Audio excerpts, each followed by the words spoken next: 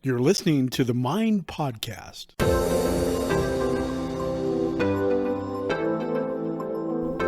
Today, our guest shares her story about her struggle with depression, eating disorders, and substance abuse.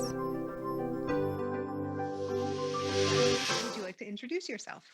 Sure. Yeah, I'm Jordan Todosey. I'm an actress, a yoga instructor.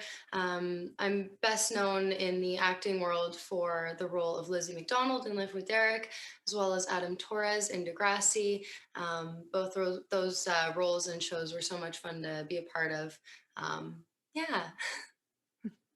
Well, thanks for sharing that. I guess we'll just jump right in and ask, what has your journey been with mental health? I definitely went through a rough patch through my teenage years. I struggled with depression and an eating disorder, anorexia, bulimia, and body dysmorphia. So that was a very hard time. And during that time, I was also substance abusing with drugs and alcohol and really just not mentally with it. Self destruction and a lot of negative agreements that I was making with myself at that time. Right. So, how old are you now? I'm 25. Okay. And how many years ago was this? You said your teen years, right? Yeah, so I would have been, I believe it was from the ages of approximately 17 to 19 or so. There was definitely some rough years there. Right, right.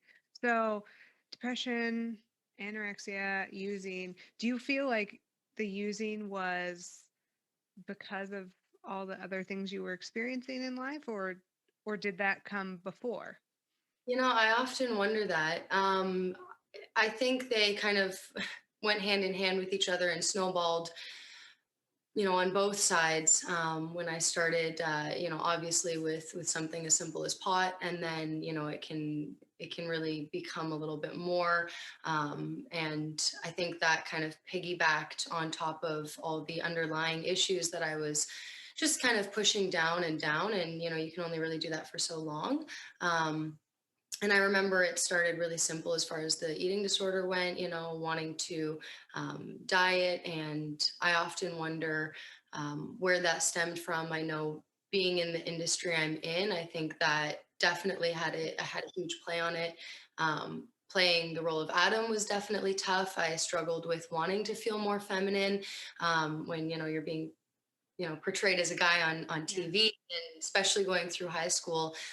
Even at the age of as young as 14, I started to have those contradicting thoughts of, well, now I got to wear more makeup, or wear push-up bras, or maybe just doing things that I wouldn't have felt the need to accentuate more.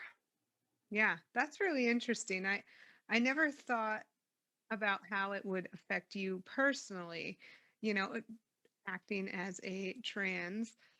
I I can only imagine that after that you did feel that you had to accentuate those things because did you ever have people think you were actually male? Like in Yeah. your personal life when they just meet you? Yes, and I think that was something that I really struggled with during playing that role. Is typically as an actor or actress, on set or in that work environment, you can become somebody you're not. That's in my opinion, the whole beautiful part of acting is you get to portray somebody to the best of your ability, and it's somebody that can be totally outside of yourself. And with that role, obviously having my hair actually cut, um, if I would go out without makeup, wearing what I would wear, jeans and a t-shirt or something, even from behind. I remember I was in a Tim Hortons lineup, and an older gentleman said, "Oh, excuse me, sir." And I turned around, he's like, "Oh, I'm sorry." And but it's little things like that that you don't necessarily think about at the time, and obviously it can have an effect on you subconsciously, for sure. Right. I'm sure. Do you feel like that hurt hearing someone call you sir a little you bit? know at the time I didn't think much of it, and immediately he realized. And looking back on it, I definitely think that um, how to play on that, and even in high school dealing with bullying, and guys being like, hey, dyke or whatever, and it's done in a very light manner, but it definitely, you think about that, later when you're by yourself, you replay those moments and you think, huh, and now being able to step outside of being in that mental space, I can see it in a bit more clear light, where at the time it probably had more of the stab to it. Right. Now, how old were you when you played that role? I believe, yeah, I would have been 14, and that went for 4 years. So it was near the end of playing that character that I really started to struggle with an eating disorder and other um, mental issues that really made themselves clear during that time. Right. So, well, 4 years, that's a long time to play one role. Um, that's a blessing though. But I'm wondering, so you had to cut your hair. Did you have to lose like a lot of weight? Because you look like a pretty thin person naturally. I am pretty thin naturally, and I've always, been somewhat fit. At least I always like to think so, and especially now with my yoga practice, for sure. Right. Um, and it wasn't so much the losing weight. If anything, it was the binding of my boobs that definitely, whether you like to admit it or not, if anything, part of me wonders if I can almost understand, in some aspect, the what maybe some trans people have gone through, where they feel outside of themselves. Because during that time, for sure, I felt like, this isn't me. And obviously, I understood it was a character. And going back, I would do it over again. I would just maybe look at it a little bit more maturely than I was in my youth. Um, and I even remember taking on the role and knowing this is going to be tough. But then, the hairstyle started getting shorter and shorter. And, then they're saying, well, don't pluck your brows because we need you to look more masculine. And obviously, I am a very feminine person. And so I think that was, they didn't mean it in that way, but it definitely played a role in feeling the need to accentuate my femininity more. Well, especially at 14. I mean, that's when we're all discovering ourselves, no matter what we're doing. So I'm sure that that was just so different. Do you feel like that played a role in your depression? I don't know. I think more so than anything, and looking back, and everybody has bad days, and I'm a big believer in that. And I never had. It's hard, you play the game of scales, and you think, well, I had nothing to, be that sad about. I had no reason to self-inflict, or why was I saying, oh, woe is me, when I know there's people in worse scenarios or situations. So I think, if anything, that was probably more so the drugs, than Mhm. anything. And I think the more that I started to abuse substance, the more it takes you on that roller coaster, and then you're searching for that high. And I think that more so was to do with the depression side of it. And then, of course, that just fed into even more so of starving myself and not feeling worthy, and all that. Yeah, yeah. It's kind of it's this snowball, and they piggyback off each other constantly. Absolutely. It's a scary thing. Um, did your parents or your mom or your dad, your friends, did they notice? Did they say something like, "Hey, what's going on? You're different." Yeah, they definitely started to notice. And there was numerous times when um, my parents would, say, hey, like, just eat this so we know you're eating. And I Mm. would say no, and the youth and immaturity of, it's my body, it's my life, I can decide for myself. And I know, sadly, it definitely took days off my parents' life because of the stress and worry that I just put them through during that time. And I definitely have, you know, the regrets as far as that goes. And very grateful that I had them in my life during that time to still throughout it all be some kind of support and some kind of rock and stability. Right. That's huge. I mean, that's people need people, and if we didn't have that, where would we be, really? Honestly. Now, you seem like you're doing pretty darn good now. What did you do to get out of it? I mean, did you have therapy? I'm sure yoga played a huge part in healing, I'll call it.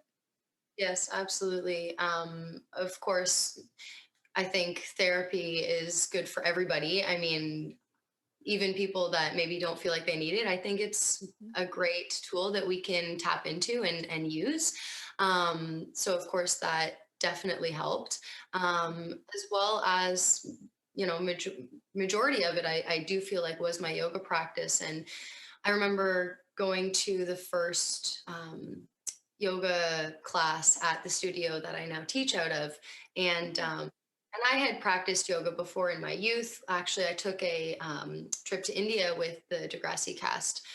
We went for charity, and that was an amazing experience. And we practiced yoga there. We learned about the culture, and I think in India, without even realizing it, I did fall in love with a lot of the spirituality behind it. But then had lost myself a little bit, and a friend convinced me to come to a yoga class. And I remember I was very frail. I thought, it's that weird mental thought of, oh, well, I have to lose weight before I can go. And luckily, she convinced me otherwise. I remember going and just seeing the light through the students and the teacher. And it was just so inspiring to see people that were just so lit up and so obviously healthy, and um, you could tell very in themselves, which was just really beautiful. And being in the industry, it's a little bit different, and and I just left feeling like, okay, wow, I want to go back, and Mm. I did. And I remember thinking, slowly as I went more and more, my thoughts were shifting from negative self-talk. I was 5 poses behind everybody, and oh, well, maybe I should have eaten something so that I'd have more energy. Oh, look, she's doing like a really cool pose, like she's in a handstand. I'm definitely not strong enough to do that right now. Like that looks like it would be really fun. And it's almost like that inner child of, I just want to have fun, or I just want to Mm-hmm. maybe fuel my body to be able to do those poses. That perspective started to shift. And yeah, it really changed from, you know, I need to be thin, I need to be skinny, to I used to be a really strong kid. I want to tap back into that. I used to, want to arm wrestle the guys. I want to tap back into that, right? Um, Yeah.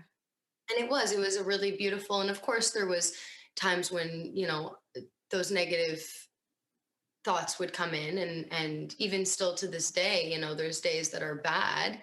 But it's constantly going back to the light and going back to um, that better self and that health. And yeah, it was a really beautiful shift. Um, and although it was over, several years, it was great. And I remember after the first, I think it was after the first intro month, because they offer, they have an intro month, Mm-hmm. that I decided, okay, I want to be able to do this. So I'm going to actually give my time. And I started doing energy exchange at the studio. So I would, clean up around the studio, help out at the front desk. To then I Mm. started assisting program where I was learning how to assist the poses and assist the teacher through a class. And then it was 2 years after that, I decided, okay, I'm going to take teacher training and start teaching this practice that truly helps my mind, helps my body. Even, I'm a big believer in the spiritual side of things, and it really helps with that too. That's awesome. That's a beautiful story, actually. just that little piece of it. Um, what really stood out to me was that you said when you went in there, you saw, did you say people had, they just had light within them, but Yeah. it's different than the industry. Do you want to elaborate on that a little bit? That's a very interesting way to kind of put it. Yeah, I think, and obviously, I see a big shift in the industry actually within the last year, even to be honest. And that is really inspiring for me.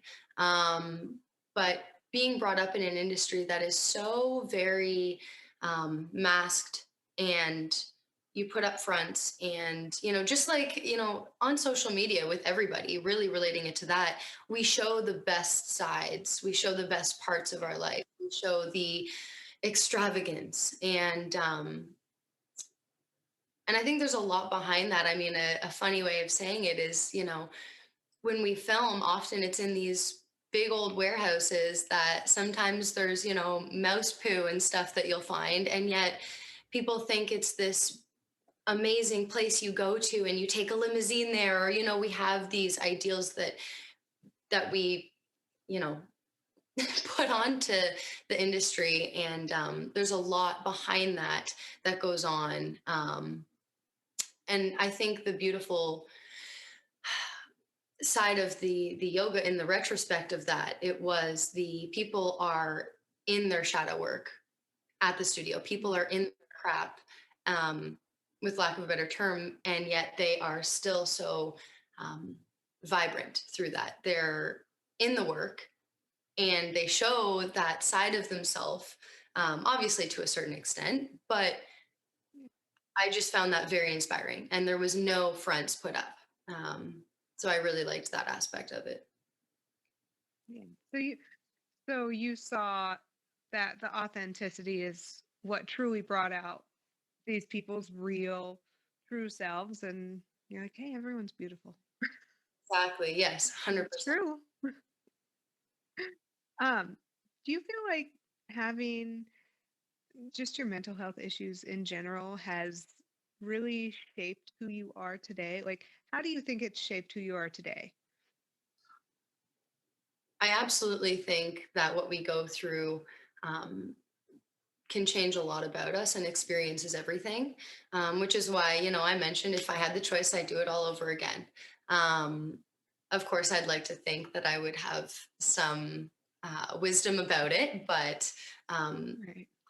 100%, I think it made me stronger. I think it made me even more confident in both my feminine and my masculine sides to myself, because I always considered myself tomboyish growing up. I loved the, rough, tough girls. Lizzie in Life with Derek was exactly, the definition of that. She was very tomboyish. She did karate and soccer.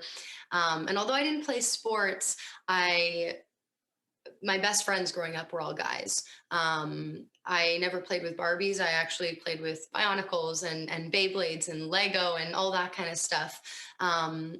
So I think, if anything, it allowed me to explore some of my feminine side, which maybe I wouldn't have pulled out as much, and also 100% feel more confident in who I am.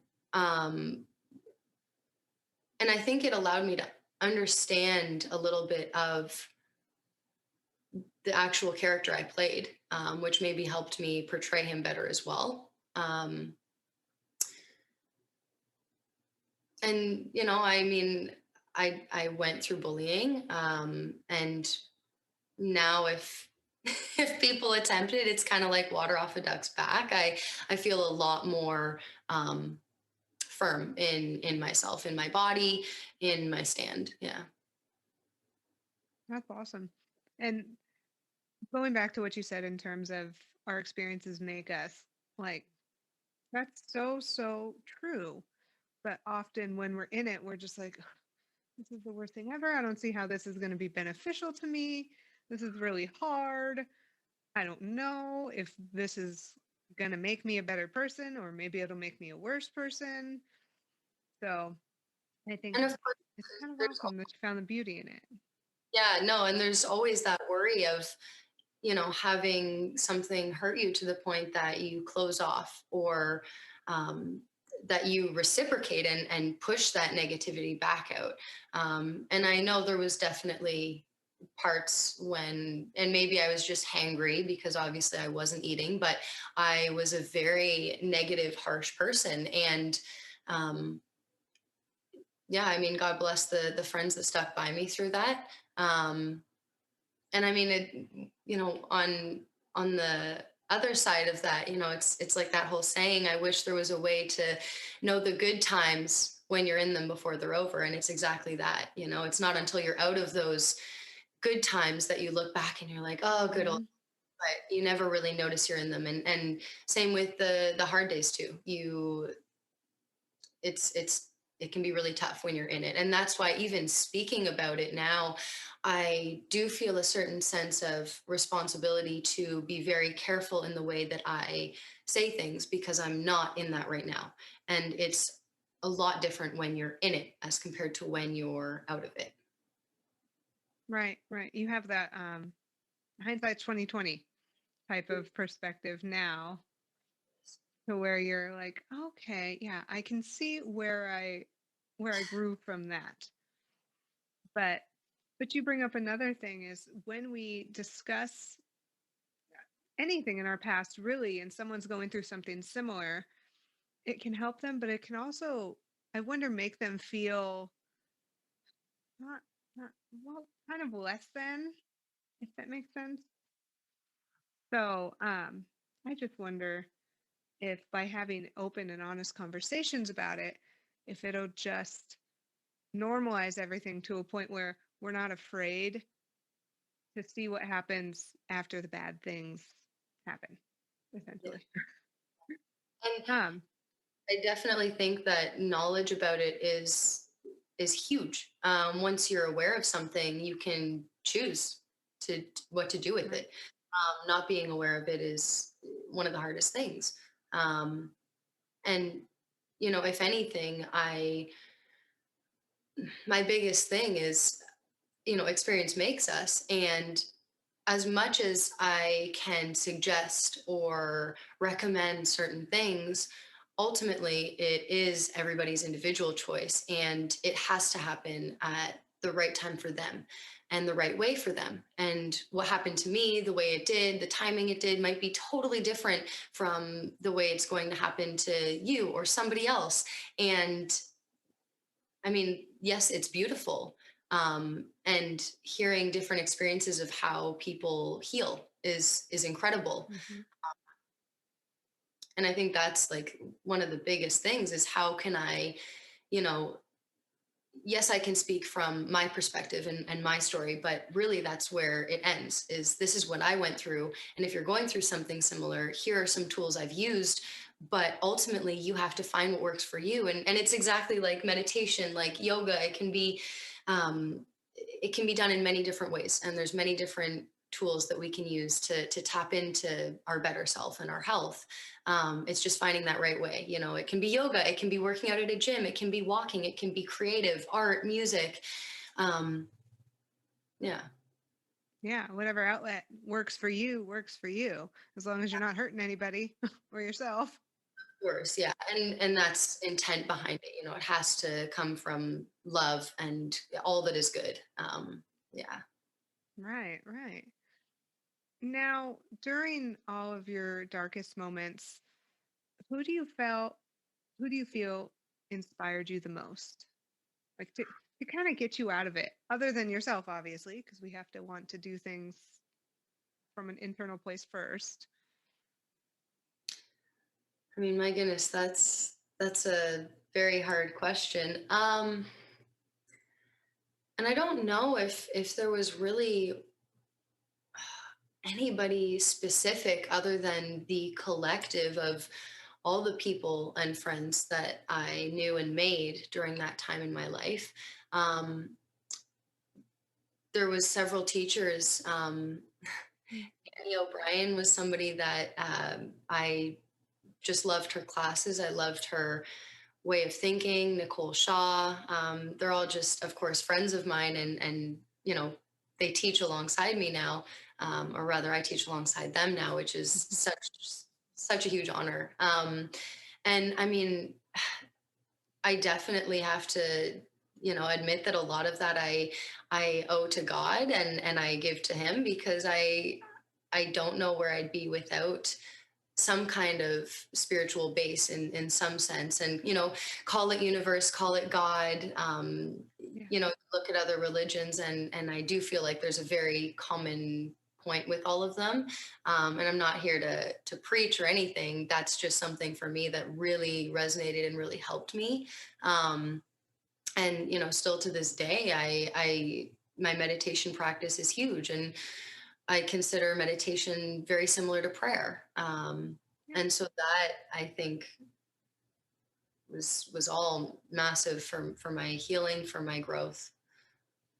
Yeah. Well, I mean, just alone, th- that's inspiring. Just knowing that there's something bigger than you is, I mean, it's very awing, to say the least. Um, just out of my own curiosity now, did people on set ever say anything? Did they notice that you were struggling at all? Absolutely. And I think, they were very sensitive about it. There, there was definitely moments where, they would ask, hey, like, are you doing okay? You seem pretty thin, or, what's going on? Um, and honestly, parts of that time in my life, it's like parts of it are like remembering a dream almost, because I was clearly malnourished. So my brain was not functioning quite properly. And I often think that that had a huge part in that snowball effect, as we mentioned. Mhm. But I know they were very sensitive towards the topic. But I'm sure, it was, you can only hide it for so long. Right, right. So no one ever said, "Hey, you need to get help," just straight out. They were just like, "Hmm, there's something a little off." Yeah. And once again, I think that's why, having talks like this, and I love what you guys are doing, because I think this is huge for making it, once again, that knowledge is key, the awareness is key. And being on the outside looking in at somebody, how can you really suggest that without fully understanding, without fully knowing, and also without, trying to bring it up in a sensitive way, and not trying to offend or hurt, or cross a boundary? Like, what is the line of boundary? And I know, obviously, with my parents, it was a lot different and handled a lot differently, because they're my parents. Yeah. But with friends, I remember putting friends in situations where it was like, hey, can you lie to my mom, say that I ate pizza while I was at your house if she asks? And and, obviously I feel terrible now. And God bless the friends that have stayed through that all, because that was a very hard place to put somebody in. And Right. exactly that, when do those boundaries, where's that line that's drawn in the sand, right? When can you cross over that? Yeah, yeah. Well, at least you got to know who your real friends were in that. Yeah. Now, when you would put your friends in those situations, did any of them say, "I'm not going to do it because I love you, not because I don't"? Absolutely. I had people actually say, and of course, this had an absolute sting to it. I can't be around you when you're doing this to yourself, because I can't sit by and watch you essentially, hurting yourself, killing Yeah. yourself. Um, when I do care about you, and until and I don't know what the right answer is. Obviously, I think when people are in that mud is when you want to try to pull them up and out of the mud. But at the same time, maybe that was their way of trying to do exactly that. Right, right. They were just making sure they didn't enable you to Yeah. continue those behaviors, Yeah. essentially. Sometimes, as rough as it is to hear and even see, sometimes people do have to get to their lowest point to kind of realize, okay, this is not where I want to be in my life, and just kind of snaps them out of it. Tough Uh, love, right? right, right. Even though it's hard, sometimes that's just what you got to do to get yourself there. Yeah. Um, so in terms of the anorexia portion of it, your yoga practice helped you in a sense of you wanted to be able to fully perform, I'm sure, all the poses and everything. And you felt like, well, if I'm not fueling my body, I'm not able to do that. So, did you kind of find your way in terms of nutrition on your own, or did you have to seek out help from a nutritionist or maybe even your teachers? I absolutely did a lot of research on my own. And I absolutely had a lot of help. Actually, my one of my parents' best friends and was my godmother growing up, and she's Mhm. actually a certified nutritionist. So she was a great person to go to and say, hey, so what do you think I should eat if I'm trying to build muscle, or trying to feel healthier? What are the levels of protein and macros? And still to this day, I'll be completely honest, there are things I understand and things I know help my body, and things that I don't concern myself with too much, because I don't want that to become an obsession either. Right, And one thing I've really learned with my diet and nutrition is balance is huge. I was vegetarian for several years. I was vegan during the teacher training process that I went through. And to this day, I eat meat. I do my best to find locally raised meat, um, just to support the local businesses that I know are treating their animals right. I love animals. This is my cat Pikachu, and I mean my other cat's away. And I love animals. So for me, that was why I even went vegetarian. But if you obsess over anything, it's for myself, I know it's not healthy. So yeah, balance is key. And I mean, part of eating a cake or enjoying a chocolate bar, that's one of the enjoyments of life. And so having, whether you call it a cheat day or, hey, you know what, I'm going to reward myself with this right now, I've eaten healthy today, or whatever it is. And really, a big thing is feeling how the food sits with you. right, um, you know Eating a hamburger from McDonald's doesn't sit as well with me as eating a home cooked meal, or going to a healthier option. And so that's something that I really started to notice. And even with the whole yoga practice, just getting more in tune with my body, connecting mind, body, soul. That's the goal. And I think that played a huge role in seeing my food as fuel as opposed to an enemy. right, right. That's huge. What do you think you would give people if they were to come to you for advice? Like they're saying, I'm going through something similar right now. What could you tell them? This is always a hard question. I know Yeah. it's a necessary evil. Yeah. Yeah.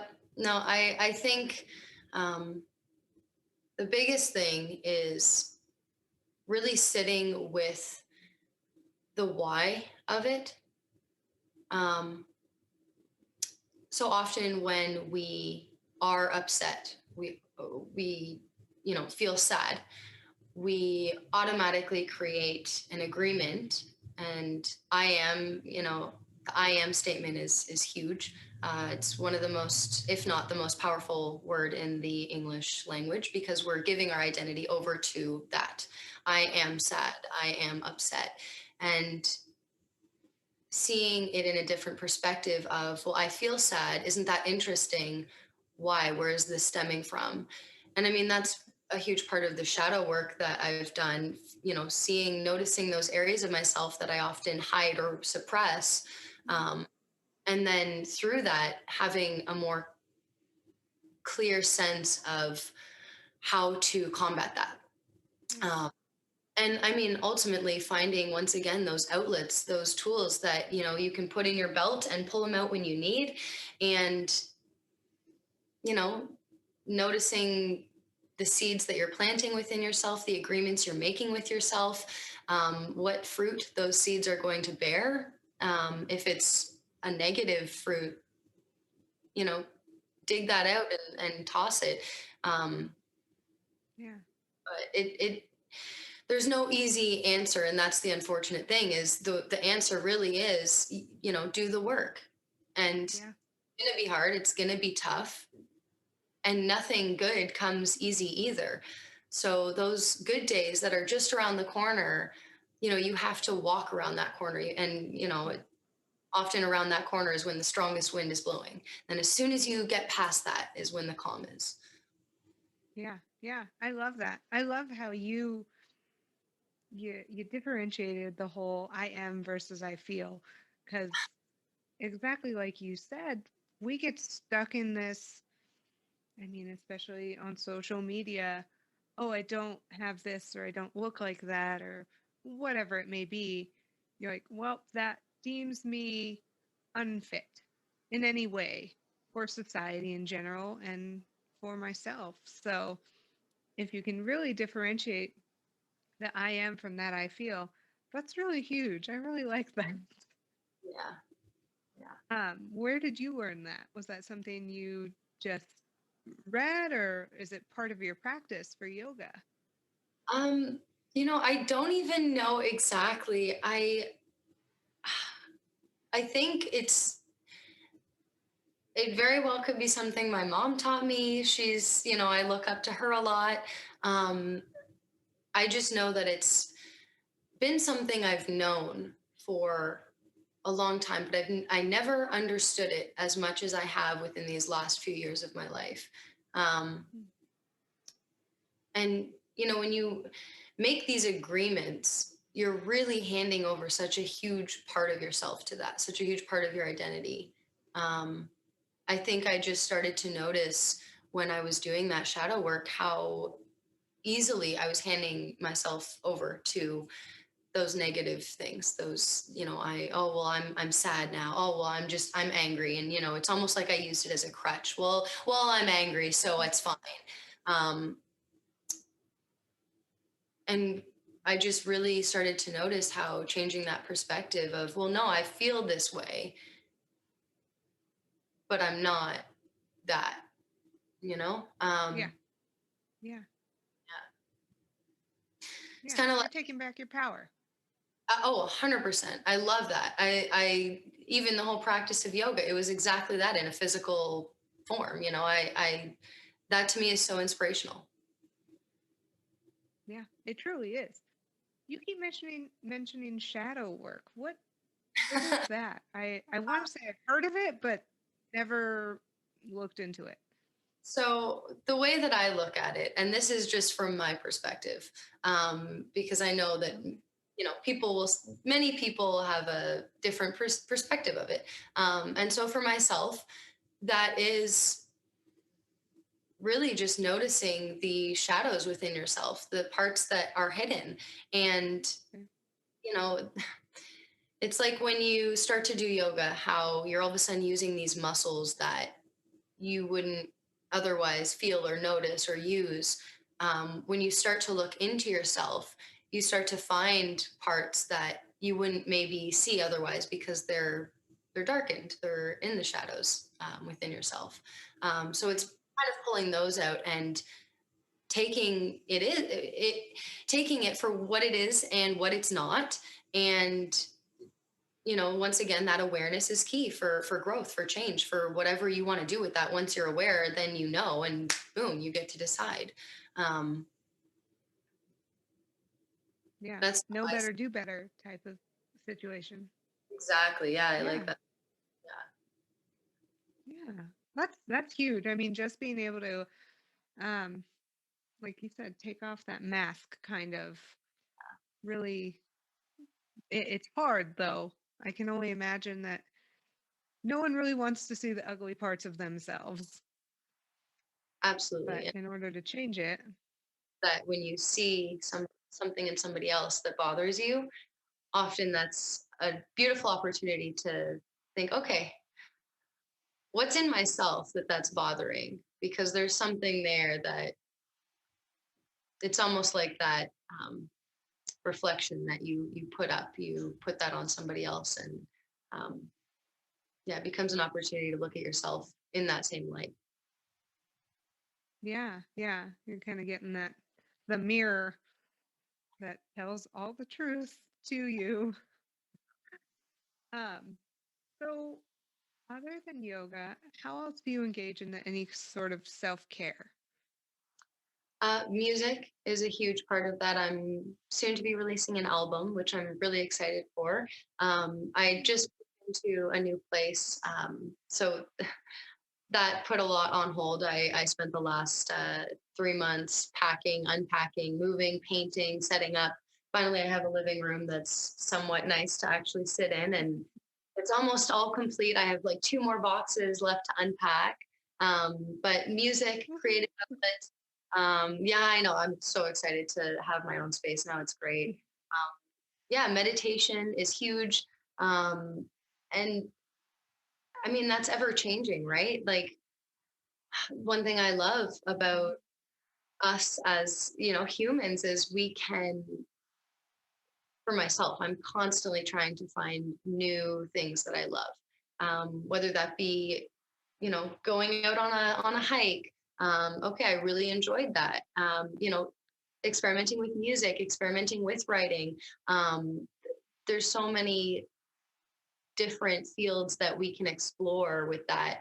I think I hope that it's continuously changing and growing, um, and shaping around kind of what I need in that moment. Right. So it's almost like your form of self-care is constantly finding new things to enjoy about life. Yeah, exactly. Nature is That's huge. perfect. Yeah, Nature is huge. It kind of it grounds you again. It puts you back to like, oh, okay, this is where we need to kind of hang out more. absolutely.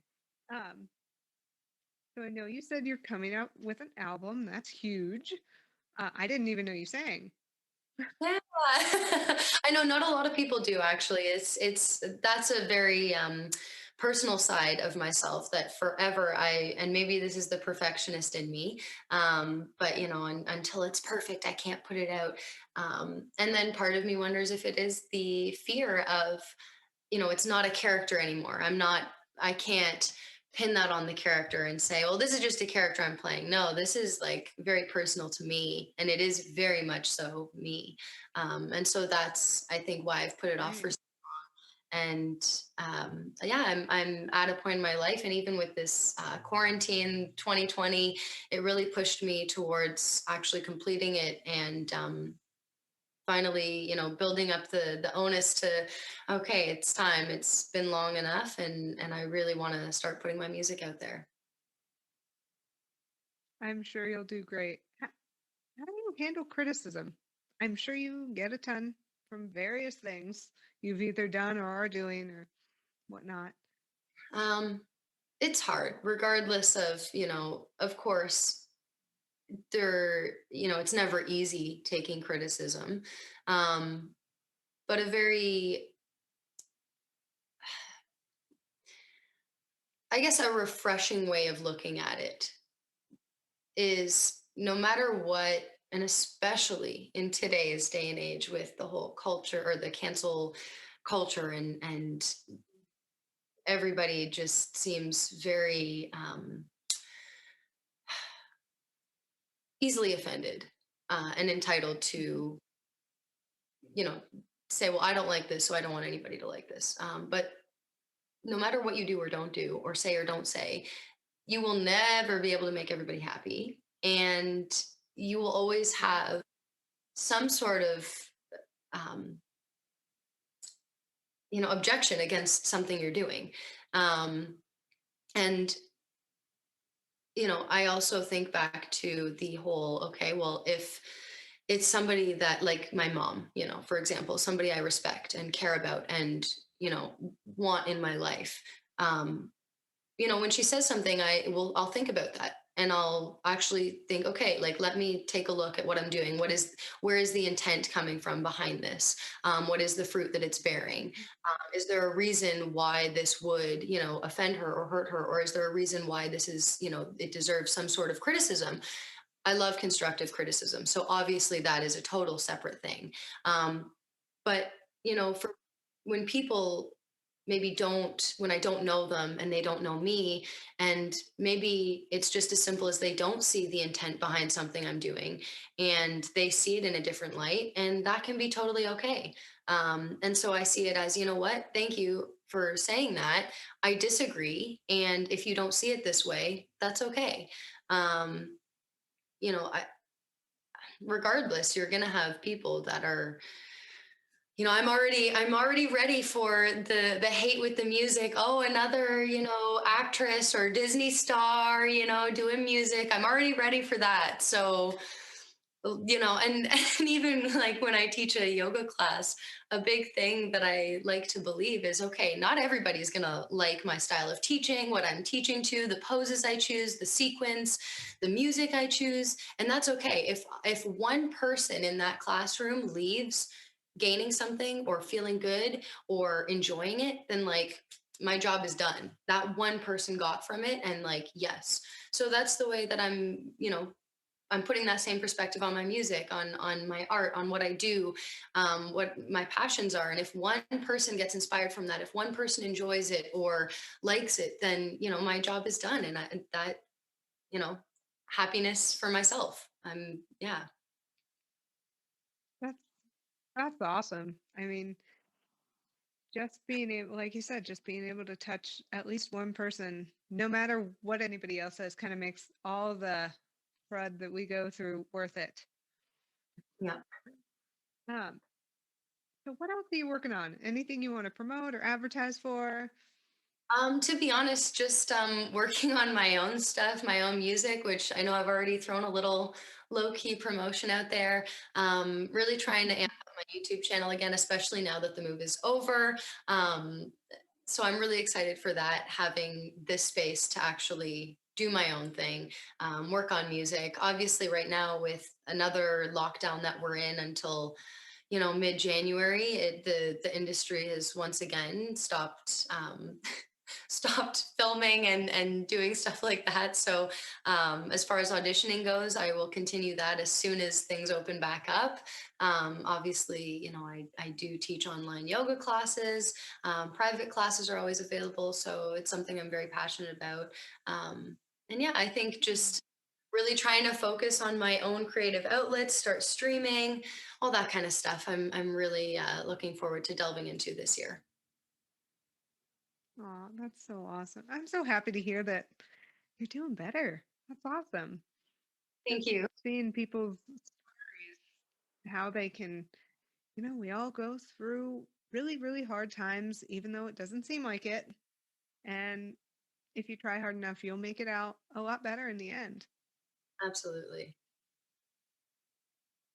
Well, I really enjoyed this, and I usually like to ask people if they would like to come on in maybe a year again, maybe do a little update. Yeah, that would be so great. I've thoroughly enjoyed this too, and it's been an absolute pleasure, Erica. No, Thank you so much. It was a pleasure. it was totally. Have a good one. You too. Take care. Bye, you too. Please go show Jordan some love and support. All her links are down below. And check out our Instagram for more information, guests, and more. Thanks for listening.